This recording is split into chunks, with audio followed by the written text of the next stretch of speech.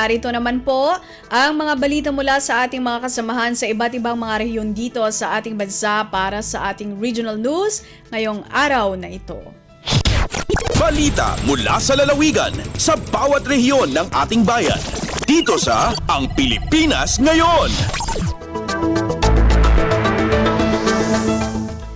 Solar roof system project ng lokal na pamahalaan ng Paracelis Mountain Province makakatulong sa pag-alaga ng kapaligiran at pagtitipid ng Local Government Unit o LGU.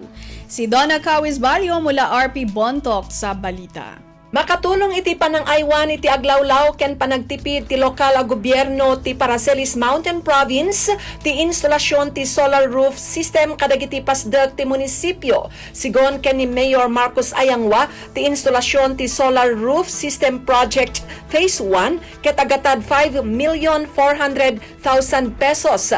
Panggap ti proyekto a makaproduce iti solar energy amang supply elektrisidad kadagiti pasdek ti LGU kas kang naan a pagapuan ti renewable energy. Sigun pay ken kuana dakkel ti matipid ti LGU matungpal ti proyekto agsipod ta ti baybayadan ti munisipyo para iti binulan nga elektrisidad daket 140 ingana 160,000 pesos. Daytoy ti kaunaan a solarization project ti LGU Paracelis ken tarigagay da ti 100% a solar powered LGU itatawan 2024. Napos na Bontoc sa On ang Donna Cawisbalio para sa Radyo Pilipinas World Service. Balita mula sa lalawigan sa bawat rehiyon ng ating bayan. Dito sa Ang Pilipinas Ngayon. Maraming salamat, Donna Cawisbalio. Payout para sa mga benepisyaryo ng Department of Labor and Employment o DOLE Tupad Program matagumpay na isinagawa sa lalawigan ng Kalinga nitong January 4, 2024. Ang detalye mula kay Amelia Bumatnong ng RP Tabuk. Naisayangkat iti muna payout para kadigiti benepisyaryo iti DOLE tulong panghanap buhay para sa ating disadvantaged displaced workers munutupad iti Capital Provincia ti Kalinga iti January 4, 2024. 226 a benepisyaryo manipod Tabuk City ken munisipyo iti Balbalan iti nakaawat iti tig 4,210 pesos manipod iti 10 nga aldaw a panagtrabaho iti respective barangays da. Sigun kini Maury Buslig iti Provincial Information Office iti nasa opondo ket naggapu kini Dole Car Regional Director Nathaniel Lacambra babaen iti inisyatibo ni Kalinga Governor James Eduba tapno magunot iti kandat iti provincial government. Kasa representative, imbingay ni Attorney Zoraida Waknang iti mensahe ni Governor Eduba nga agtultuloy iti commitment iti Provincial Government Office Kalinga ang makaurnog iti pondo tapno may patungpal dagiti programa ti probinsya kas iti local employment. Kabayatan na, indool 1 iti peso kindol Kalinga iti nasao a payout wano distribusyon. Manipodi si RT Tabuk, Amelia Bumatnong para iti Radyo Pilipinas World Service. Balita mula sa lalawigan sa bawat rehiyon ng ating bayan. Dito sa Ang Pilipinas Ngayon. Maraming salamat, Amelia Bumatnong. Mahigit 5,000 indigent sa senior citizens sa Dagupan City na bigyan ng bakuna kontra flu at pneumonia sa pag-arangkada ng Kalusugan at Kaligtasan for All program ng Local Government Unit o LGU.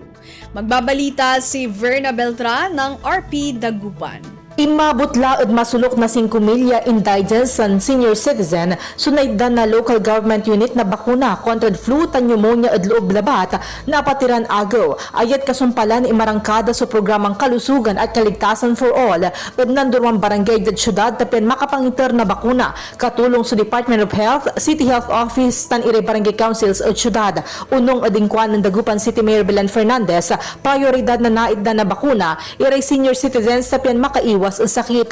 Tapen na inganyon man pabakuna iray Dagopeños at mangiiter sa LGU na libreng bulas saray ng pabakuna. Kabyangan lalan ni liber na sa City Health Office para vaccination sa Barangay Pugo Chico, Tan Bunuan Binlok, Barangay Bunuan Giseta, PNR Site Mayombo, Tan East Central Integrated School. Sa Abitlan Kurang at Lapod inya tagay na kaso na influenza-like illnesses dyan syudad, tan parte na target na syudad na naabot sa Universal Healthcare unong adaptation na 2030 Sustainable Development Goals na LGU. Malalapod Radyo Pilipinas Dagupan, Shaq si Venerable Tran para Radyo Pilipinas World Service. Balita mula sa lalawigan sa bawat rehiyon ng ating bayan. Dito sa Ang Pilipinas Ngayon. Maraming salamat, Verna Beltran. 6 na pong armchairs nagawa sa mga troso mula sa National Irrigation Administration o NIA, tinanggap ng isang paaralan sa San Francisco, Quezon mula sa Sendro, Catanawan. Balita mula kay Mara Grezula ng RP Lucena. Tinanggap na ang unang 6 na pong armchairs ng Kasay National High School sa San Francisco, Quezon, buhat sa Community Environment and Natural Resources Office o Sendro, Catanawan. Ayon sa pabatid ng DENR Calabarzon, ang nasabing armchairs ay gawa sa mahigit 270 piraso ng iba't ibang lumber o troso mula sa National Irrigation Administration. Nagmula naman ang mga troso sa mga pinutol na puno sa pahintulot ng DENR. Sa kanyang mensahe, binigyang diin ni Ginoong Byron Aloysius Cuerdo, punong guro ng paaralan, ang positibong impact ng mga bagong armchairs sa pag-aaral ng mga estudyante. Kinilala naman ni Ginoong Cyril Coliflores ng Penro, Quezon ang kahalagahan ng environmental sustainability sa edukasyon at nangako ng suporta para sa mga inisyatibo sa hinaharap na magsusulong ng pagkatuto at environmental awareness. Mula sa RP Lucena, ito si Mara Gresula para sa Radyo Pilipinas World Service. Balita mula sa lalawigan sa bawat rehiyon ng ating bayan. Dito sa Ang Pilipinas Ngayon.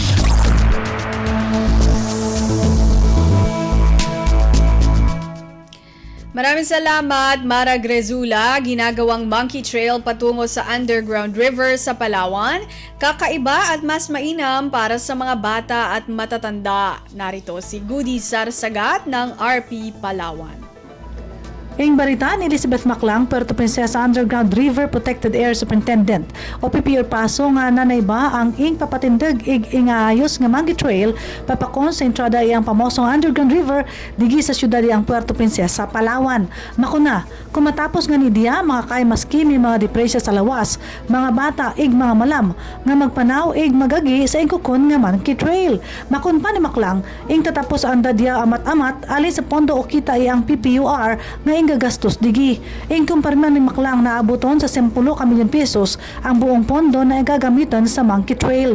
Ing sasarigan nga magiging alternatibong dalandya para sa mga malyag magpakon sa PPUR kung bakan matinlo ang panimpo ig imposible makalusot sa dagat papakon sa pamosong parke.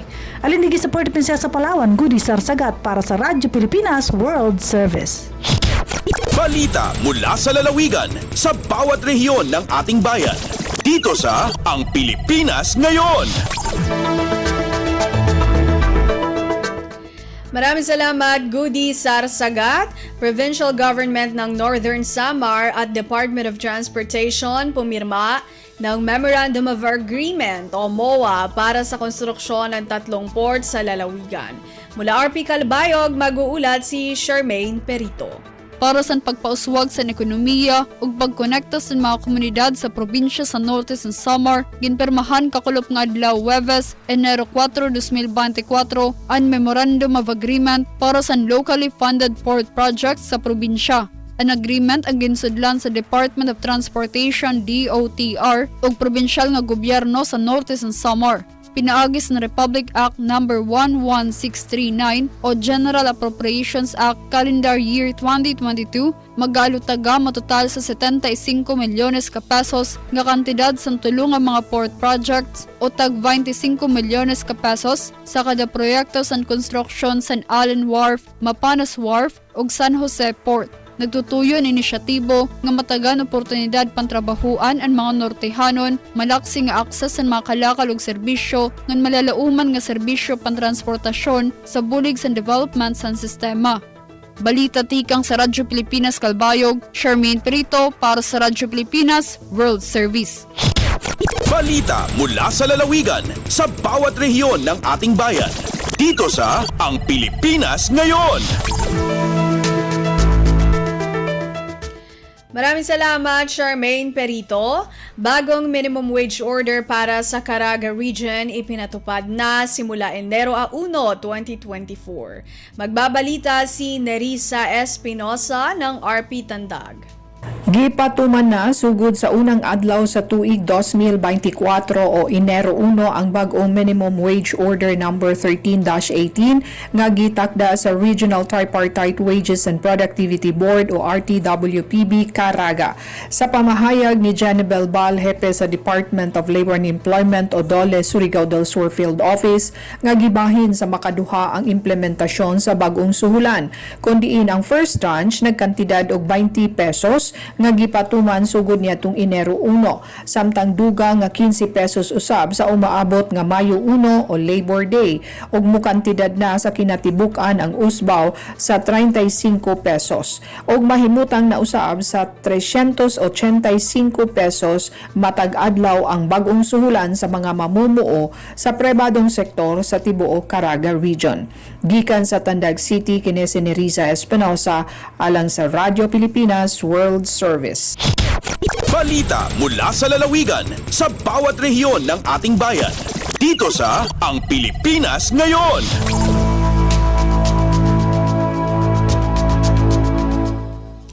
Maraming salamat, Nerissa Espinosa. Overseas Workers Welfare Administration or OWA, SULU, piraigting pa ang kampanya sa mga scholarship program na alok nila sa mga kapamilya ng mga OFW. Narito ang ulat ni Eloisa Mohamad mula RP Holo. Giyawi sinupis in Overseas Workers Welfare Association ato awa suluin mga kaeskulan na daira hasupay ka panawagtawa giban mapahati pa mga kabataan engineer sa mga scholarship program amo ni pagdihil sinupis sa mga kakasi si mga overseas Filipino workers ato OFW. Lamud ang mga nabisita niya ang Almo Binasign, Family Welfare Officers in OWA suluin mga school biya na Sinsunod College of Technology. Hain piyakila nila ang mga kabataan in CMWSP, iban EDSP scholarship grant.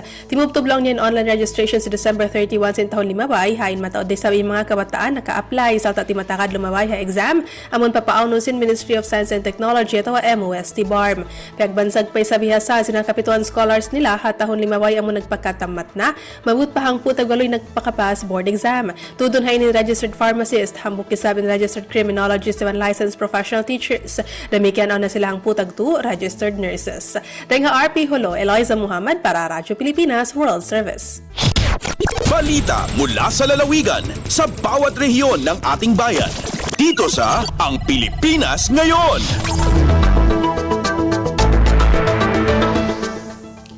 Maraming salamat, Eloisa Mohamad. Narinig po ninyo ang kabuuan ng mga balita mula po sa iba't ibang lalawigan dito sa Pilipinas sa pamamagitan po ng ating regional news.